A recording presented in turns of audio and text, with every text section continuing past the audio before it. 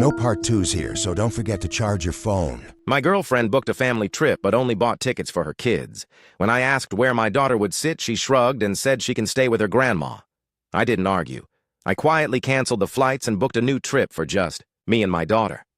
At the airport, she found out at the gate. Now she's blowing up my phone saying you embarrassed me in front of the entire airport. I, 42M, have been dating my girlfriend Cassandra, 39F, for just over 2 years. We both have kids from previous marriages.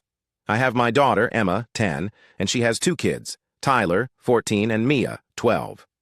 For context, my ex-wife and I share custody of Emma, but I have her most weekends and holidays because my ex travels frequently for work. Cassandra has primary custody of her kids, with her ex getting them every other weekend. I thought our blended family situation was going well. The kids get along reasonably well, normal sibling-type squabbles, but nothing major.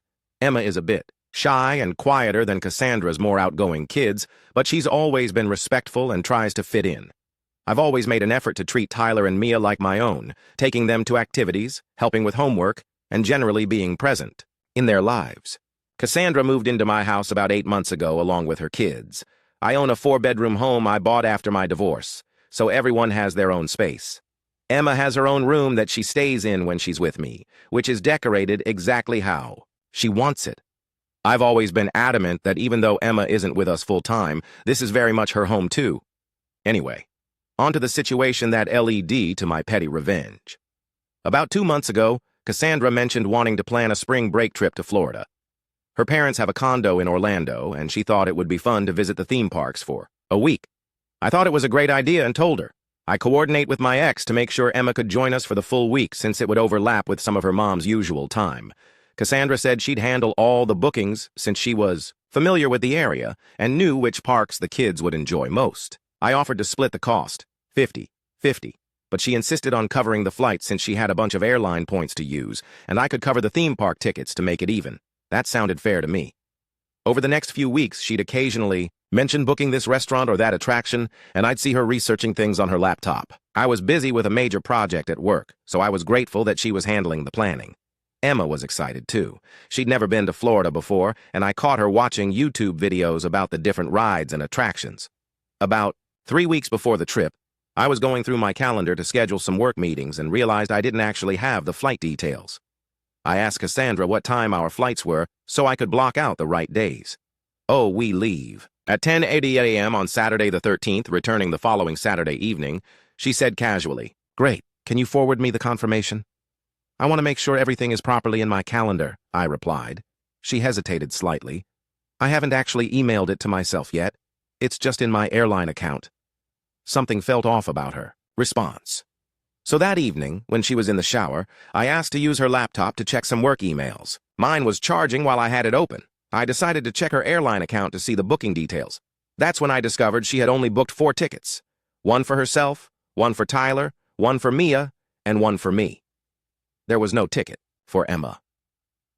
I was confused and thought maybe she had made a separate booking for Emma for some reason. I waited until she got out of the shower and asked her directly, "Hey, I was looking at the flight confirmation and I only see 4 tickets. Where's Emma's?" She gave me this look, not quite guilt, more like annoyance at being questioned. Then she said, "Oh, I didn't book one for her. I figured she could stay with her grandma that week." I was stunned. "What do you mean? This is a family trip. Emma is part of this family." Cassandra shrugged. "Well, she's only with us part-time anyway. And my parents' condo only has 3 bedrooms. 1 for us, 1 for Tyler, and 1 for Mia. There's no room for Emma unless she sleeps on the pull-out couch in the living room, which would be inconvenient for everyone. You didn't think to discuss this with me before making this decision?" I asked, trying to keep my voice level despite my rising anger. Honestly, I didn't think it would be a big deal. She's with her mom half the time anyway, so she's used to not being included in everything we do. Plus, the tickets were getting expensive, and I only had enough points for 4. I was speechless. My daughter was used to not being included, and if points were the issue, why not just tell me so I could pay for her ticket directly? "This isn't acceptable," I said firmly. "Emma is my daughter, and if we're taking a family trip, she's coming with us. I'll buy her ticket myself." Cassandra rolled, her eyes slightly. "Fine, but I don't know where she'll sleep. And we've already planned all the activities for the 4 of us." That's when it hit me. This wasn't an oversight. She had intentionally planned this trip without Emma. All those weeks of planning had been with the assumption that my daughter wouldn't be there. I simply nodded and said, "I'll figure something out." And that's exactly what I did. After that conversation, I did a lot of thinking. This wasn't the first time Cassandra had subtly sidelined Emma, but it was certainly the most blatant. There had been smaller incidents. Forgetting to include Emma's preferences when grocery shopping, planning movie nights with films Emma didn't like when she was with us, accidentally scheduling activities with her friends and their kids on weekends, when Emma was home. I had addressed these issues previously, and Cassandra always had an excuse or claimed I was being oversensitive. But this deliberately excluding my daughter from a family vacation crossed a line I couldn't ignore. So I formulated my plan. I didn't confront Cassandra again about the trip. Instead, I quietly went online and canceled my ticket for the flight she had booked. The airline gave me a credit I could use later. Then I booked 2 new tickets for Emma and me to go to San Diego instead of Orlando. Same dates, but a completely different destination. I've always wanted to take Emma to the San Diego Zoo and SeaWorld, and she's been begging to see the ocean. I booked a nice hotel right on the beach, made reservations at some kid-friendly restaurants, and planned a whole itinerary centered around things Emma would love. I didn't tell Cassandra about any of this, as far as she knew I was still going to Florida with them. I did, however, call my ex-wife to coordinate and make sure she was aware of the change in plans. She was fully supportive and even suggested some activities in San Diego that Emma would enjoy. In the weeks leading up to the trip, whenever Cassandra would mention something about Florida, I just nod or give a non-committal response. I packed separate suitcases for Emma and Mia and kept them in my car so Cassandra wouldn't notice. The night before our departure, I told Emma about our special trip. I explained that it would just be the 2 of us going to California instead of Florida with Cassandra and her kids. Emma was thrilled. She'd been a bit anxious about the Florida trip anyway, as Tyler and Mia had been teasing her about having to sleep on a couch. On the morning of the trip, we all drove to the airport, together in my SUV. Cassandra, her 2 kids, Emma and me.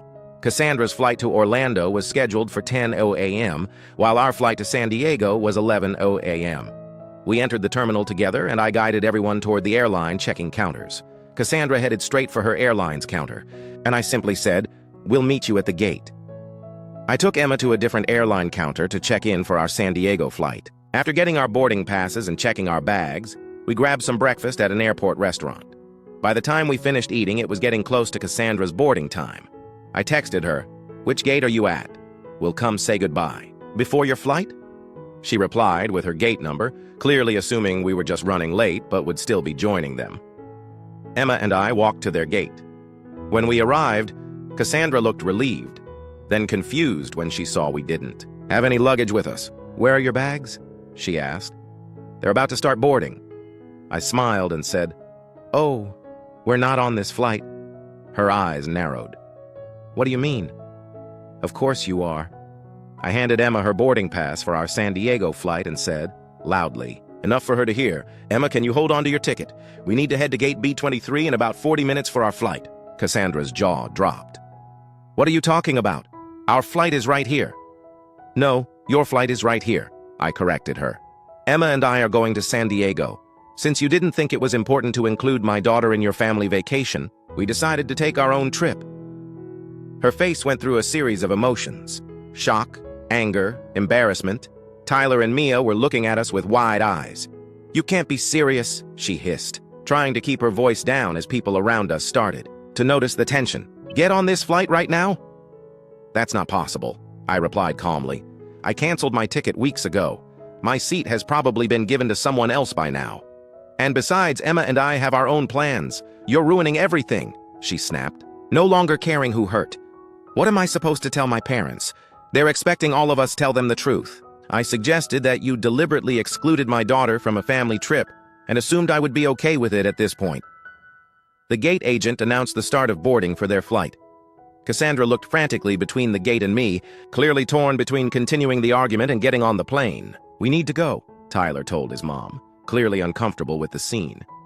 "This conversation isn't over," Cassandra warned me. "You're embarrassing me in front of the entire airport." I shrugged. "You embarrassed yourself when you decided my daughter wasn't part of your family. Have a nice trip." I took Emma's hand and we walked away. As Cassandra fumed behind us, Emma squeezed my hand and whispered, "Thanks, Dad. We had an amazing time in San Diego. Emma got to see the ocean for the first time, we spent 2 days at the zoo and another at SeaWorld, and we even took a day trip to Legoland.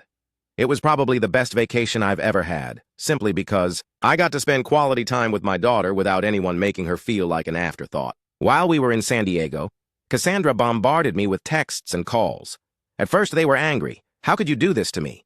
My parents are so disappointed. The kids keep asking where you are, then manipulative. Tyler is crying because he misses you, which I doubted, and finally pleading, please just fly out to join us. We can work this out.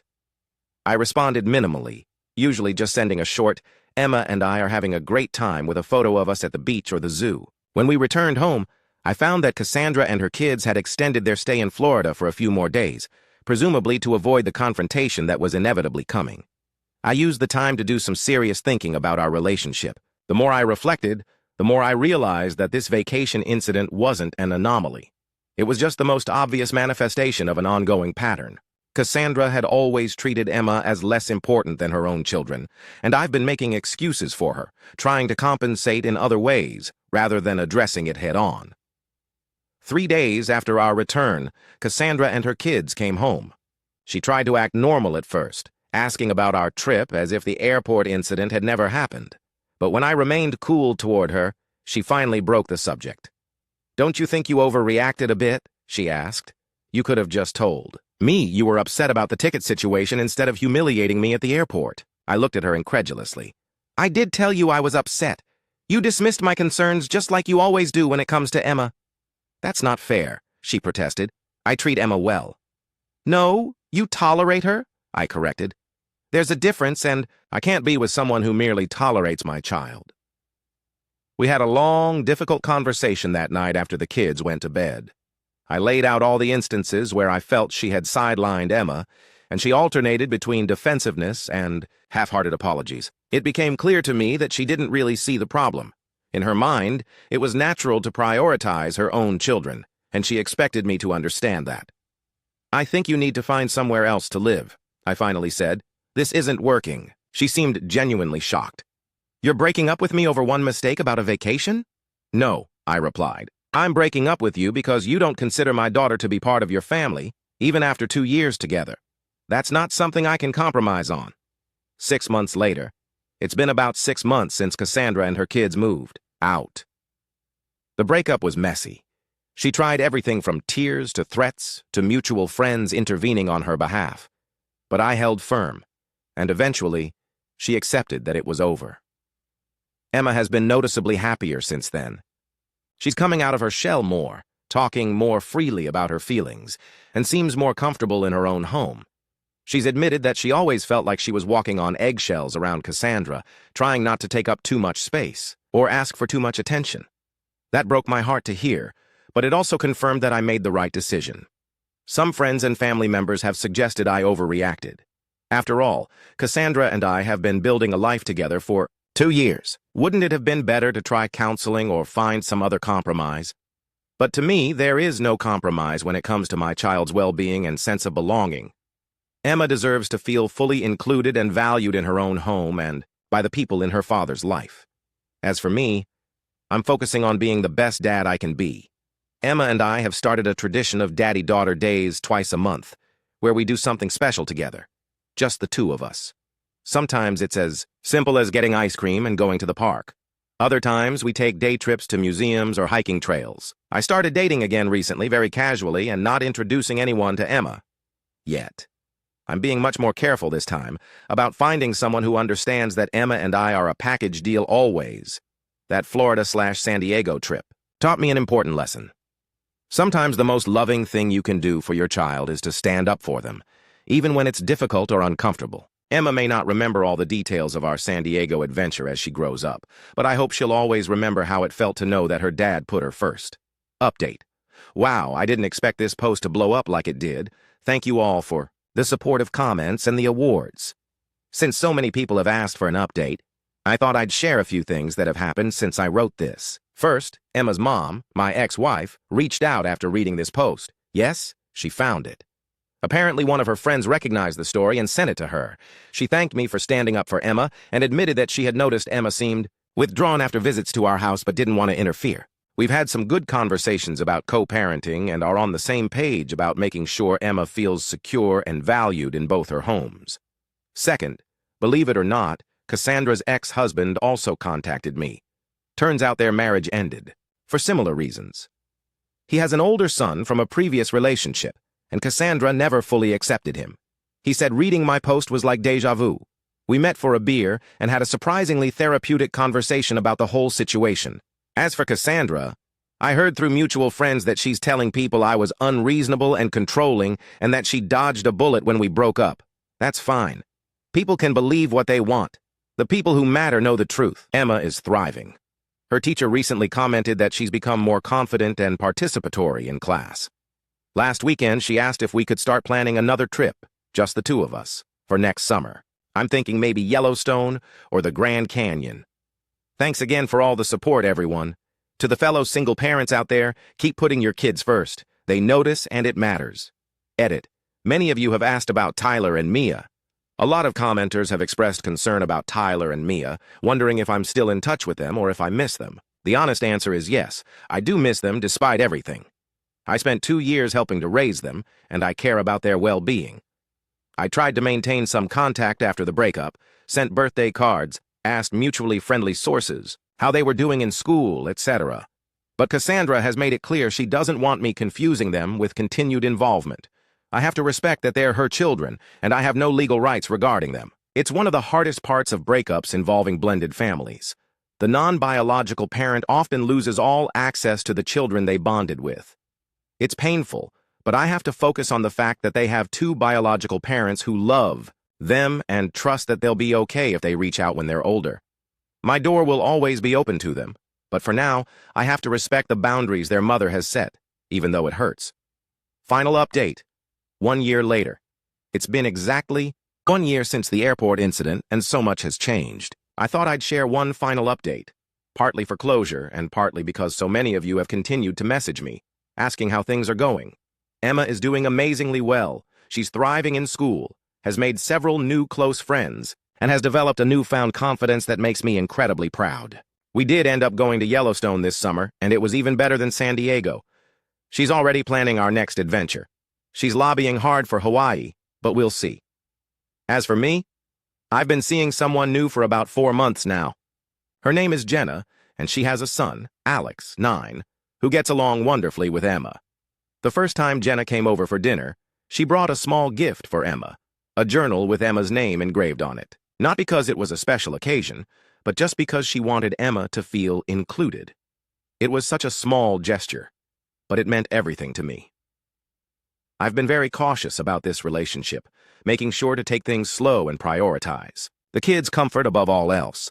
But so far, it's been refreshing to be with someone who instinctively understands the importance of making every child feel equally valued and included. One unexpected development, Tyler, now 15, reached out to me through social media about 2 months ago. He said he missed our talks and wanted to know if we could stay in touch. After getting permission from both his mother and father, we now exchange occasional messages. Mostly about his interest in computer programming, something we used to work on together. It's strictly platonic membership with clear boundaries, but I'm glad he felt comfortable reaching out. Cassandra and I maintain a cordial distance. We've run into each other a few times at community events, and while things are still awkward, the intense animosity has faded. I think she finally understands why I did what I did, even if she'll never admit she was wrong. The most important lesson I've learned through all of this is that children are incredibly perceptive. They notice when they're being sidelined, even if they don't have the words to express it. And they also notice when someone stands up for them, the way Emma looks at me now, with complete trust that I'll always have her back. That's worth more than any relationship. To everyone who supported me in the comments and messages over the past year, thank you. Your encouragement helped me stay strong during some really difficult moments. And to the parents out there navigating similar situations, trust your instincts. When it comes to your children's emotional well-being, you're rarely wrong. This will be my last update on this situation. We've all moved on to a new chapter now, but I'll always be grateful for the unexpected community I found here. When I was just looking to vent about some petty airport revenge, TL, Dr. Girlfriend planned a family vacation but intentionally excluded my 10-year-old daughter. Rather than confront her, I canceled my ticket and booked a separate trip for just me and my daughter. Girlfriend found out at the airport when we showed up to say goodbye before heading to our own gate. The incident led to our breakup when I realized she would never truly accept my daughter as part of the family. Edit. Thank you for the overwhelmingly supportive response.